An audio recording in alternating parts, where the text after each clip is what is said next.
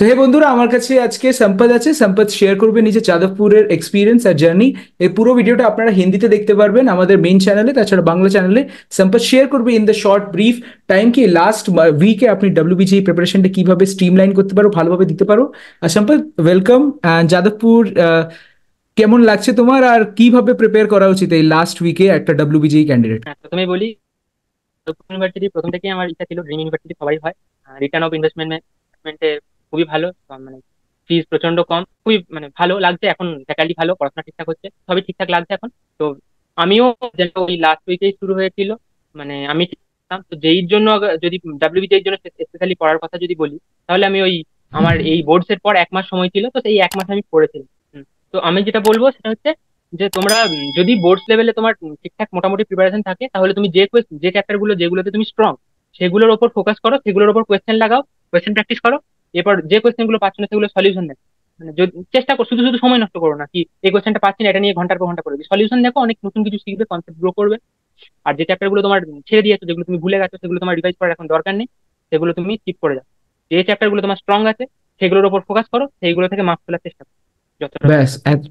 হ্যাঁ, এটা এটা করলে আরো বেটার হয়। তো নেগেটিভ নেগেটিভ মার্কিং। মার্কিং প্রচন্ড কম, হুম। তো গেস প্রচন্ড ওয়ার্ক কনসেন্ট্রেশন। ইম্পর্টেন্ট কি নয় ওটাই। না, গেস ওয়ার্ক একদমই আমি বারণ করব, একদমই করতে যেও না। আর এখন মানে আমি বলবো যে কোয়েশ্চেন ওরা মানে যারা পেপার সেটার তারা বুঝে গেছে এখন যে আমরা গেস লাগাচ্ছি, তো অপশন দেখে আমি একটা বলি, একটা উদাহরণ দিচ্ছি।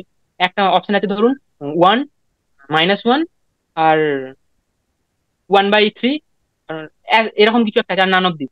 তো ওখানে আমরা দেখবো যে 1 - 1 আছে, দুটো সিমিলার অপশন আছে, তো ওই দুটোর মধ্যে একটা ঠিক করলে এটা ঠিক হতে পারে। এই যে গেস গুলো ওরা যারা পেপার সেটা তারা বুঝে গেছে।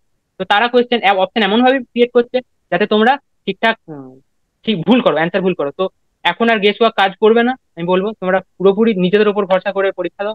গেস ওয়ার্ক একদম, প্রথমেই বলবো, একদম উচিত নয়। আর তোমার এখন এই অবস্থায় কাজও করবে না, পেপার সেটারা সব বুঝে গেছে। যেই মেন্সের আমি কোয়েশ্চেন দেখেছি এবছর, ডাব্লিউবিজেই দেখি কোয়েশ্চেন এবার আসুক দেখবো।